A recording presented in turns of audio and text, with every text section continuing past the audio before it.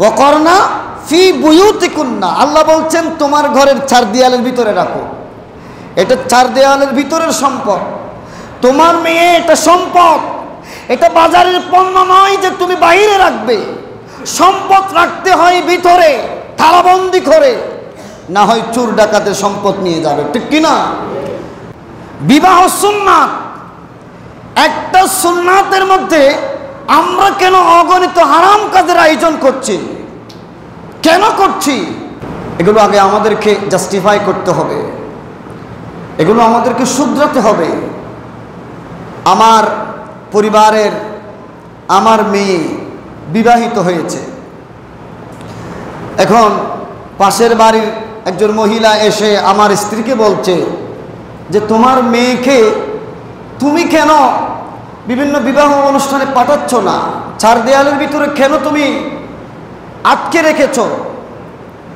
চার দেয়ালের ভিতরে তোমার মেয়েকে রাখলে এলাকার মানুষ তো জানবে না তোমার একজন মেয়ে বিবাহিত হয়েছে। তুমি যদি বিভিন্ন বিবাহ অনুষ্ঠানের মধ্যে সুন্দর সাজিয়ে গুজিয়ে যদি তোমার মেয়েকে পাঠাতে, সবার চোখে পড়তো, তোমার মেয়ের বিবাহের জন্য প্রস্তাব আসতো। এই ধরনের আমাদের ঘরের মহিলাদেরকে কুপ্রস্তাব দেয়, এই ধরনের অনেক মহিলা আছে কি না? জোরে বলেন না, আছে। তাওয়াক্কালতু আলাল্লাহ, ভরসা কার উপর? বলেন না, ভরসা কার উপর? আল্লাহর উপর। আপনাকে সৃষ্টি করবার আগে আপনার জন্ম কোন দিন হবে, মৃত্যু কোন দিন হবে সেটা লিপিবদ্ধ আগে করা হয়েছে। জোরে বলুন ঠিক কিনা? আপনাকে সৃষ্টি করবার আগে আপনার সাথে কার সাথে বিবাহ হবে, আলমে আরওয়ার জগতে আপনার সাথে আপনার স্ত্রীর সেখানেই দেখা হয়ে গিয়েছে। জোরে বলুন ঠিক কিনা? এই আকীদা যারা পোষণ করে না, ইসলাম বলছে সে তো মুসলমানই নয়। জোরে বলুন ঠিক কিনা? আপনার মেয়ের বিবাহ হবার জন্য যে এলাকার মানুষদেরকে আপনার মেয়েকে দেখতে হবে, বাজারের পণ্যের মতো করে সাজিয়ে গুজিয়ে বিবাহ অনুষ্ঠানের মধ্যে পাঠিয়ে দিতে হবে। এ যদি হয় তাহলে গৌসে পাকের আম্মা জানকে তো মানুষ দেখা দূরের, কোন সৃষ্টি পর্যন্ত দেখা নাই, ওনার কি বিবাহ হয় নাই? জোরে বলেন না। লা তাকনাতু মির রাহমাতিল্লাহ, আল্লাহ তো বলেছেন আমার রহমত থেকে তোমরা নৈরাশ হইও না, আমার উপর তোমরা ভরসা রাখো। মেয়ে তোমাকে দিয়েছি, উপযুক্ত হয়েছে, আমি রবের চাইতে কি কেউ বেশি ভালো জানে? জোরে বলেন, আল্লাহর চাইতে তো কেউ বেশি ভালো জানে না। আপনার কন্যা আছে, বিবাহের সময় হয়েছে, তকদিরে যিনি আছেন তিনি যদি পৃথিবীর আরেক কোনায় থাকে, সেখান থেকে এসে আপনার মেয়েকে বিবাহ করবে। জোরে বলুন ঠিক কিনা? কিন্তু আপনার কাজ হলো মেয়েটাকে কোথায় রাখা? বলেন না, ওয়াকরনা ফি বুয়ুতিকুন্না, আল্লাহ বলছেন তোমার ঘরের চার দেয়ালের ভিতরে রাখো। এটা চার দেয়ালের ভিতরের সম্পদ। তোমার মেয়ে এটা সম্পদ, এটা বাজারের পণ্য নয় যে তুমি বাইরে রাখবে। সম্পদ রাখতে হয় ভিতরে, তালাবন্দি করে, না হয় চোর ডাকাতে সম্পদ নিয়ে যাবে, ঠিক কিনা?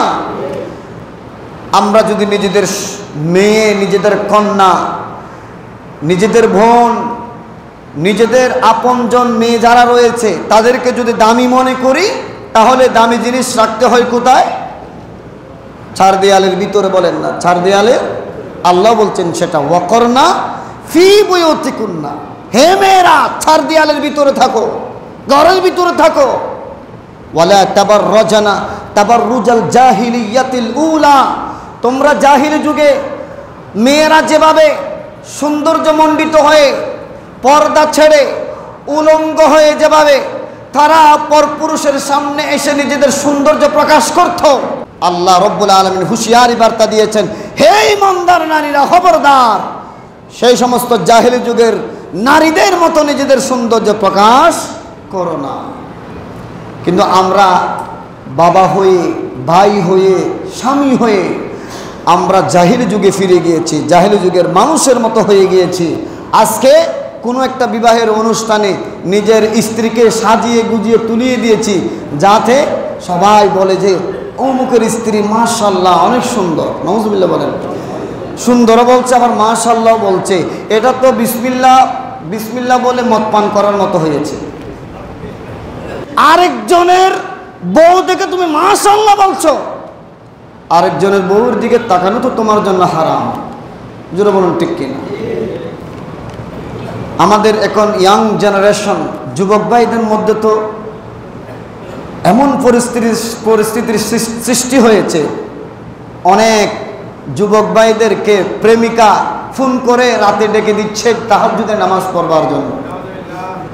এখন তাদেরকে আমি বলতে চাই, ও ভাই, আপনি যার সাথে রিলেশনস করেছেন, সম্পর্ক করেছেন, প্রথমত সম্পর্কটাই তো হারাম, বলেন না? সম্পর্কটাই হারাম।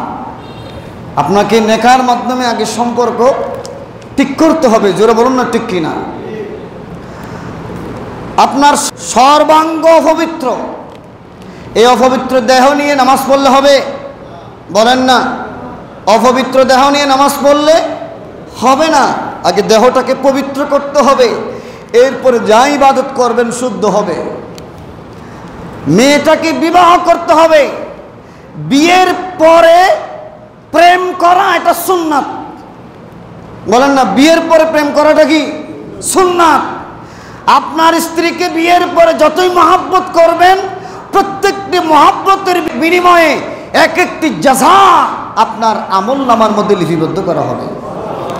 কিন্তু বিয়ের আগে নয়, বিয়ের আগে এটা জেনা, বিয়ের আগে এটা কি জেনা।